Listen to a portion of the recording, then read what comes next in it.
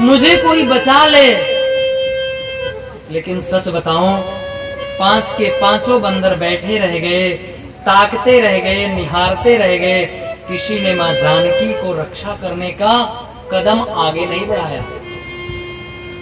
मां जानकी जी ने अपने हाथों की चूड़ियां डाल दी, आभूषण डाल दी, कंगन डाल दी, एक कपड़े में लपेट कर नीचे गिरा दी।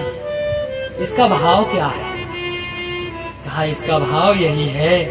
मां जानकी जी ने कहा, सच में तुम दुनिया में इतने सताए गए हो, इतने निर्मल हो, इतने दुर्बल हो, इतने कायर हो, एक लुटती हुई स्त्री के लाज की रक्षा नहीं कर सकते, तो सुनो, मेरे आभूषण ले लो, हाथों में चूड़ियां पहन लो और घर में जाकर बैठ जाओ।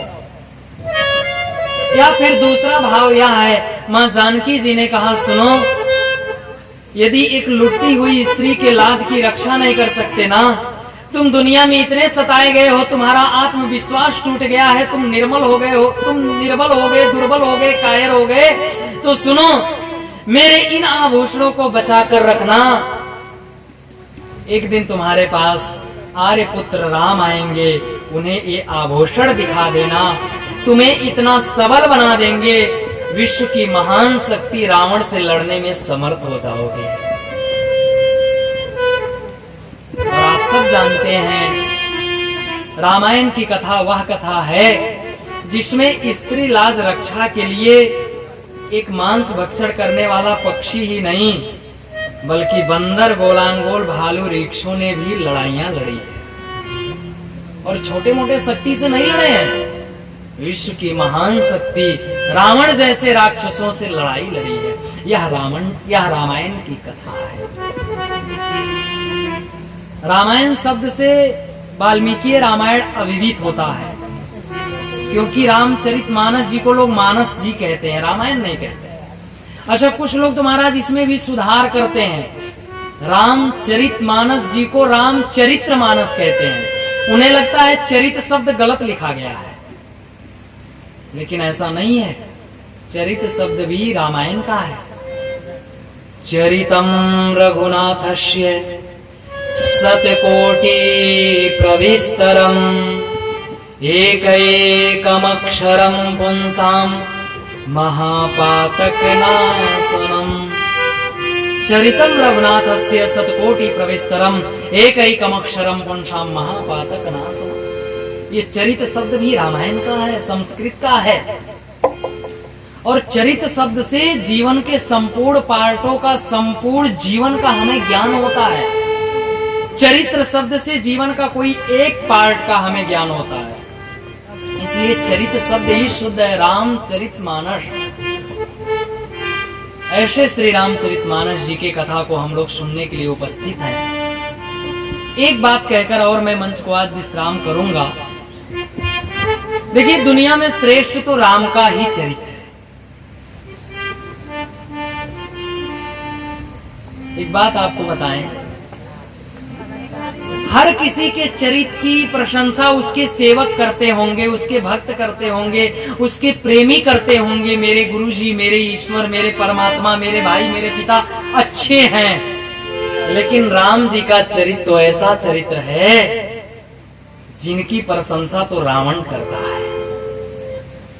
शत्रु भी रामचंद्र जी के चरित्र की प्रशंसा करते हैं महाराज। आप मानस जी में वो घटना तो नहीं पाएंगे, लेकिन महर्षि वाल्मीकि जी ने लिखा है।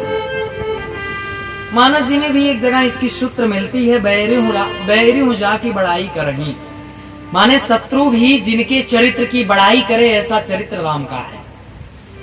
और वाल्मीकि रामायण में तो महर्षि वाल्मीकि जी ने लिखा है, राम रावण का युद्ध चल रहा था और एक दिन की घटना है, राम जी ने रावण के अस्त्र शस्त्र को काट दिए, रावण के रथ को भग्न कर दिए, रावण के मुकुट को नीचे गिरा दिए, सारथी मारा गया, रथ तोड़ दिया गया, अस्त्र शस्त्र काट दिया गया।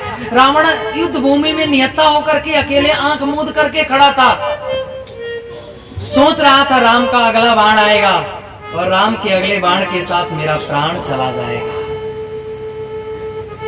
कुछ देर के बाद जब रावण ने आंख खोले पता है रावण की आंखों में क्या दिखाई पड़ा? मंद मंद राम जी की मुस्कुराती हुई मुख कमल दिखाई पड़ा। रावण ने कहा, राघव मुस्कुरा रहे हो? राम जी ने कहा, रावण हम रघुवंशी हैं, हम रघुवंशी क्षत्रिय हैं, हम इक्ष्वाकु वंशी परंपरा के क्षत्रिय हैं, हम निहत्थे शत्रु पर वार नहीं करते। जाओ रावण, अस्त्र शस्त्र सजा कर आना, सेना सजा कर आना, हथियार से समलंकृत होकर आना और फिर आना, फिर मैं युद्ध करूंगा।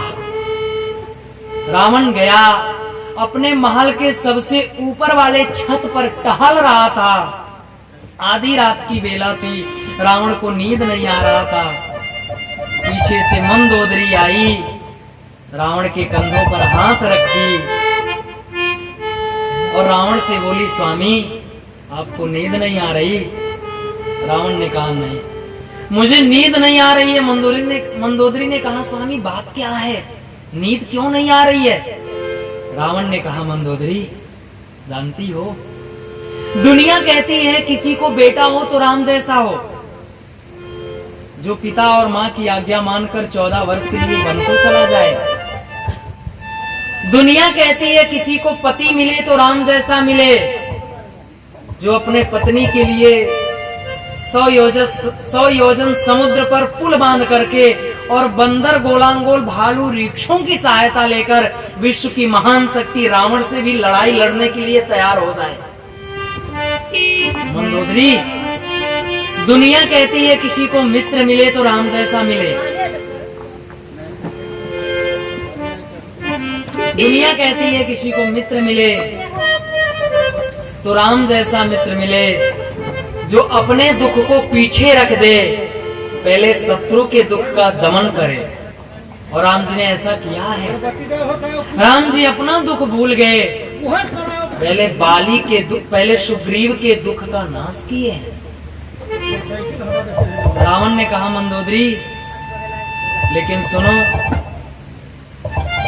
आज मैं कहता हूं यदि किसी को शत्रु मिले तो राम जैसा मिल जाए, जिसका जीवन धन्य हो जाएगा। मंदोदरी ने कहा, बात क्या है? एक बार प्रेम से बोलिए, श्री रामचंद्र भगवान की। मैं निवेदन कर रहा था। रावण ने कहा, मंदोदरी मैं कहता हूं किसी को शत्रु मिले, किसी को दुश्मन मिले तो राम जैसा मिले, मेरा जीवन धन्य हो गया। मंदोदरी ने कहा, बात क्या है? रावण ने कहा, मंदोदरी जानती हो, मेरे अस्त्र शस्त्र सब राम जी ने काट दिए, मेरे रथ को तोड़ दिए, भग्न कर दिए, मैं अकेला युद्ध भूमि में खड़ा था, राम का अगला बाण आएगा मेरा प्राण अंत कर देगा।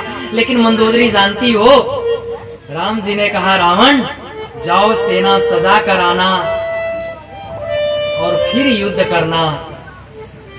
निहत्थे शत्रु पर कभी राम जी वार नहीं करते, ऐसा चरित्र है राम जी का।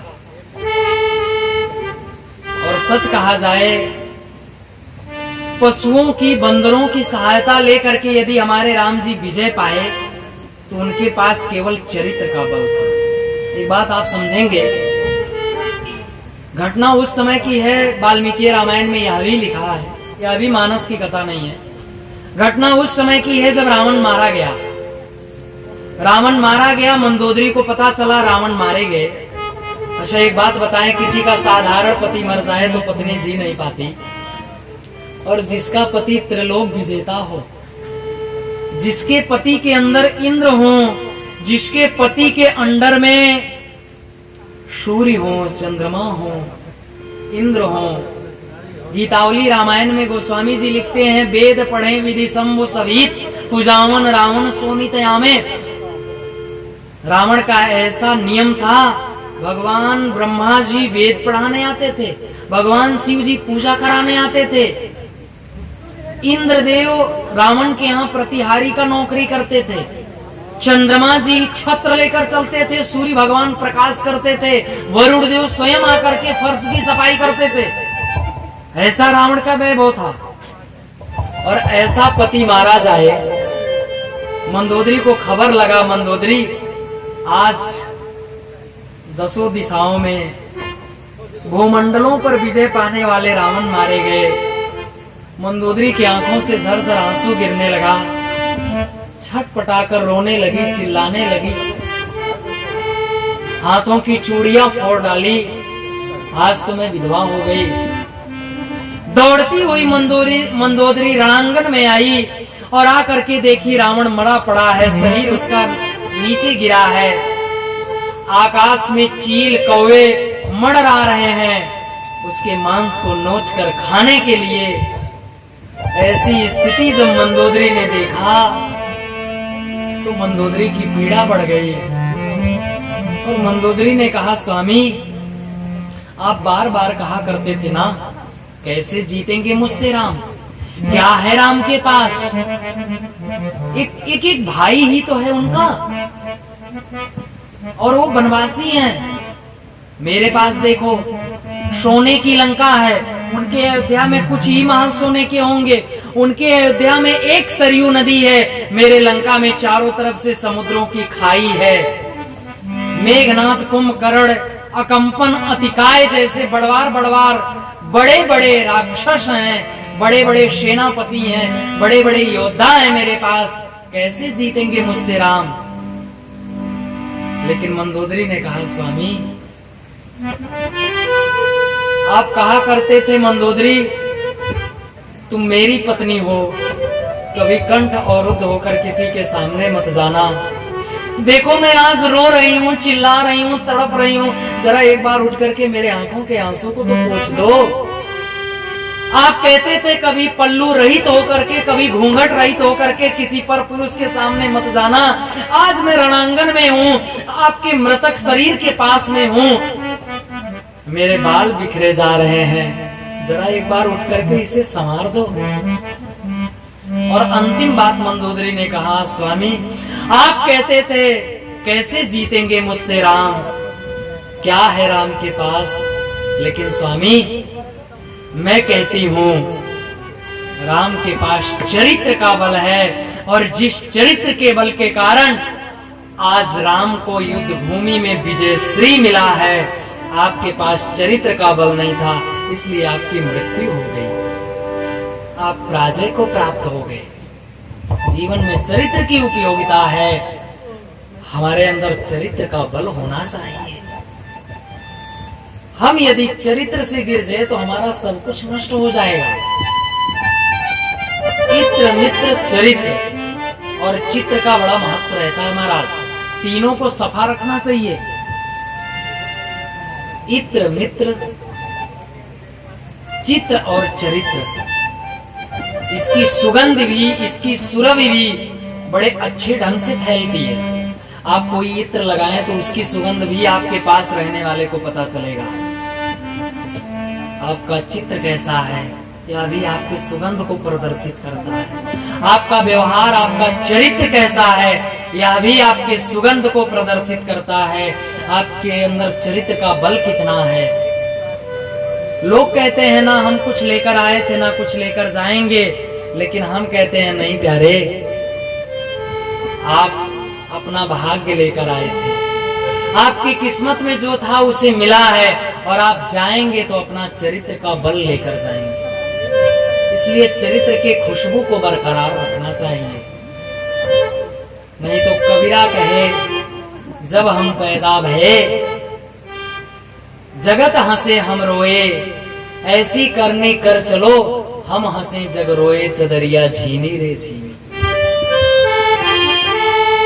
ऐसी करनी करके हम चलें कि हमारी जो चादर है, माने जो ये शरीर है, यह स्वच्छ रहे, सफा रहे।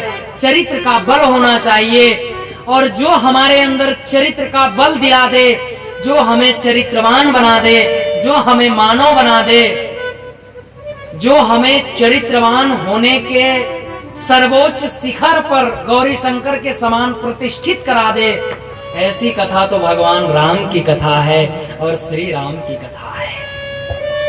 कथा राम जी की है कल्याणकारी, मगर ये करेगी असर धीरे धीरे।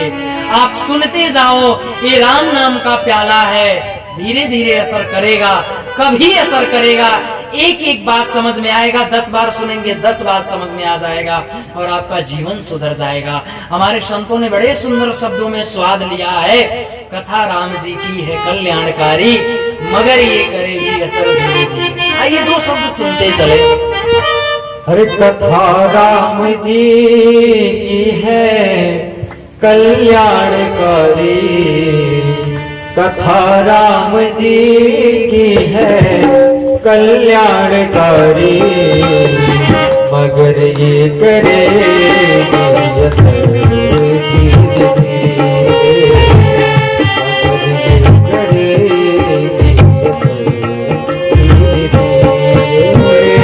कथा राम जी की है कल्याणकारी, कथा राम जी की है कल्याणकारी, मगर ये करेगी असर धीरे धीरे, मगर ये करेगी असर धीरे धीरे।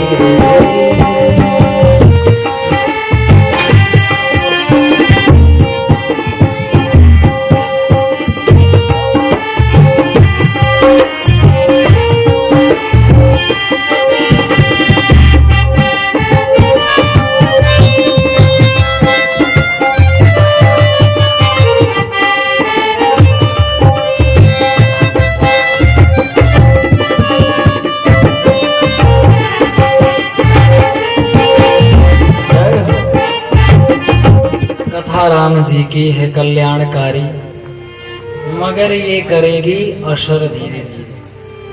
भगवान की कथा होम्योपैथिक दवा है। होम्योपैथिक दवा जानते हैं कि नहीं आप सब? जानते हैं। अच्छा, एक एलोपैथिक दवा होती है जो कड़वा लगता है। अच्छा, एलोपैथिक दवा माने वह रिएक्शन करने का डर भी रहता है उसमें। और एक होती है आयुर्वेदिक दवा, उसमें क्या दिक्कत है तो कड़वा लगता है।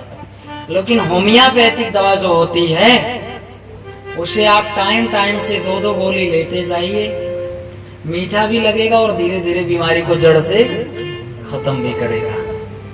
तो ऐसे भगवान की कथा है। भगवान की कथा मीठी लगती है, टाइम टाइम से लेते जाइए, धीरे धीरे करके सब कुछ निकाल कर बाहर फेंक देगी।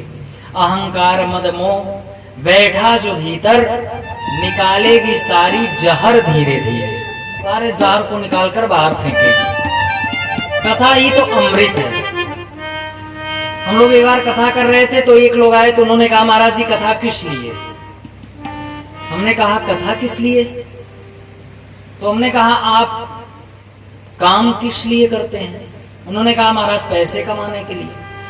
हमने कहा पैसे क्यों कमाना चाहते हैं आप? उन्होंने कहा महाराज पेट पालने के लिए। हमने कहा पेट क्यों आप पालना चाहते हैं? तो उन्होंने कहा महाराज जीवित रहने के लिए। हमने कहा जीवित क्यों रहना चाहते हैं? हाथ जोड़